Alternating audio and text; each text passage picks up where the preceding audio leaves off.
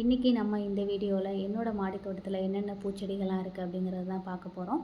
Terrace garden start பண்ணணுன்னு ஆசையாக இருக்குது அப்படிங்கிறவங்களுக்கான வீடியோ தான் இருந்தது.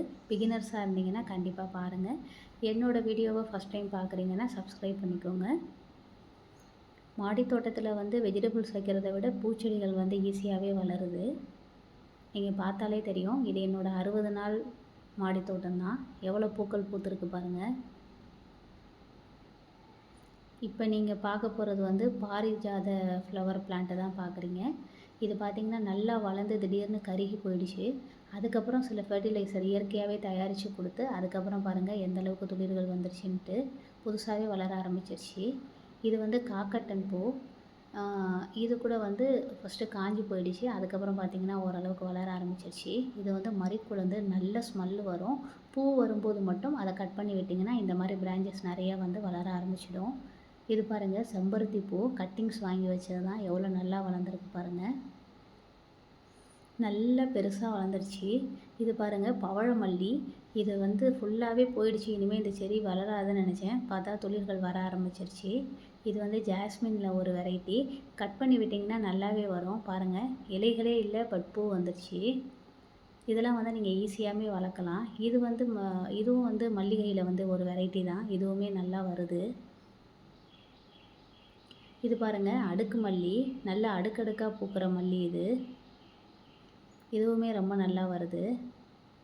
நிறைய மொட்டுகள் வச்சுருக்கு பாருங்கள். இப்போ நீங்கள் பார்க்க போகிறது மைசூர் மல்லி. ஃபுல்லாகவே செடி காஞ்சி போயிடுச்சு. அதுக்கப்புறம் பார்த்திங்கன்னா கீழே நிறைய பிரான்ச்சஸ் வர ஆரம்பிச்சிருச்சு. புது செடியை உருவாக ஆரம்பிச்சிருச்சு பாருங்கள். மாடி தோட்டம் ஸ்டார்ட் பண்ணுறீங்கன்னா பொறுமை ரொம்ப ரொம்ப அவசியம். பாருங்கள் எவ்வளோ புது செடிகள் வர ஆரம்பிச்சிருச்சுன்ட்டு. இது செம்பருத்தியில் ஒரு வெரைட்டி. பார்க்க ரொம்பவே அழகாக இருக்குது. எல்லா நாளுமே ஒரு பூவாவது அட்லீஸ்ட் பூத்துருது. இது நந்தியாவட்ட பூ. 365 நாளும் பூக்கிற பூ இது தான். எல்லா நாளுமே இதில் பூக்கள் இருக்கும். மாடி தோட்டம் ஸ்டார்ட் பண்ணுறவங்க ஈஸியாக இந்த செடியை ட்ரை பண்ணலாம். இது மல்லிகைப்பூவில் ஒரு வெரைட்டி தான். இதுவும் ஒரு சின்ன கட்டிங்ஸ் தான் வாங்கி வச்சது. இதுலேயுமே மொட்டுகள் வர ஆரம்பிச்சிருச்சு. அடுத்து பாருங்கள் முல்லைப்பூ செடி தான் இது. நல்ல ஸ்மெல்லு வரும். பாருங்கள் சின்ன செடி தான், பட் நிறைய கிளைகள் வர ஆரம்பிச்சிருச்சு. பூக்களுமே நிறைய பூக்குது. இது ஜாதி மல்லி வாங்கி வச்சேன். நிறைய பூக்கள் பூத்துது. அதுக்கப்புறம் பூ எதுவும் வரலை. பட் இப்போ நிறைய கிளைகள் வர ஆரம்பிச்சிருக்கு. இது செம்பருத்தி செடி தான். ஒரு சின்ன செம்பருத்தி செடி, ஆனால் டெய்லி பூக்கள் பூக்குது. எவ்வளோ மொட்டுகள் வச்சுருக்கு பாருங்கள். செம்பருத்தி செடியெலாம் மாடி தோட்டத்தில் ஈஸியாக நம்ம ட்ரை பண்ணலாம். நமக்கு ஈஸியாக கிடைக்கிற செடி கூட. இது பாருங்கள் நித்திய மல்லி. இது ஒரு சின்ன செடி தான் வாங்கி வச்சேன். பாருங்கள் எவ்வளோ உயரத்துக்கு போயிடுச்சுன்னு. ஹைட்டு போயிட்டே இருக்குது. ரொம்பவே நல்லா வளர்ந்துருச்சு. பூக்களுமே நிறைய பூக்குது. நித்திய மல்லி செடியும் நீங்கள் மாடி தோட்டத்தில் தாராளமாக ட்ரை பண்ணலாம். பாருங்கள் எந்த அளவுக்கு ஹைட்டு வளர்ந்துருச்சுன்னு. எனக்கு பிடிச்ச எல்லா பிளான்ட்ஸுமே நான் மாடி தோட்டத்தில் வாங்கி வச்சுருக்கேன். இது சங்குப்பூவில் ஒயிட் சங்குப்பூ. பார்க்க ரொம்பவே அழகாக இருக்குது. இதுவும் ஒரு சின்ன செடி தான். என் கை அளவுக்கு தான் வாங்கி வச்சேன். பாருங்கள் எந்த அளவுக்கு துளிர்கள் வர ஆரம்பிச்சுன்னு சொல்லிட்டு சைட்லலாம். இது வெத்தலை கொடி. இது கட்டிங்ஸ் தான்.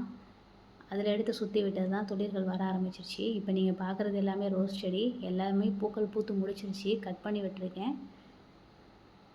இது பாருங்கள் இது சங்குப்பூவில் ஊதா கலர் சங்குப்பூ. இதுவுமே நல்ல ஹைட் ஏறிடுச்சு. இதுவுமே ஈஸியாக வளரக்கூடிய ஒரு செடி தான் மாடி தோட்டத்துக்கு. ரோஸ் பிளான்ட்டு கட் பண்ணி விட்டதுக்கப்புறம் இப்போ தான் நிறைய புது புது துளிர்கள் வர ஆரம்பிச்சிருக்கு. இது பட் ரோஸு. இது எல்லாமே ஒரு சின்ன கட்டிங்ஸ் தான். கட்டிங்ஸ் மூலிமா எவ்வளோ செடி வளர்ந்துருச்சு பாருங்கள். இது வளர ஆரம்பிச்சிச்சுன்னா நம்மளால் கண்ட்ரோலே பண்ண முடியாது. ரொம்ப நிறைய வளர ஆரம்பிச்சிடும். இதெல்லாம் ரோஸ் நிறைய துளிர்கள் விட்டுருக்கு. பூ ஒன்ஸ் பூத்து முடிச்சிருச்சுன்னா அடுத்து கட் பண்ணிட்டிங்கன்னா புது பூ நிறைய வர ஆரம்பிச்சிடும். இது எல்லாமே புதுசாக இப்போ துளிர் விட ஆரம்பிச்சிருக்கு. கனகாம்பரம் பூவுமே நல்லா பூக்குது. இது எல்லாத்தையுமே நீங்களும் ட்ரை பண்ணி பாருங்கள். என்னோடய வீடியோஸ் பிடிச்சிருச்சுன்னா சப்ஸ்கிரைப் பண்ணிக்கோங்க. தேங்க்ஸ் ஃபார் வாட்சிங்.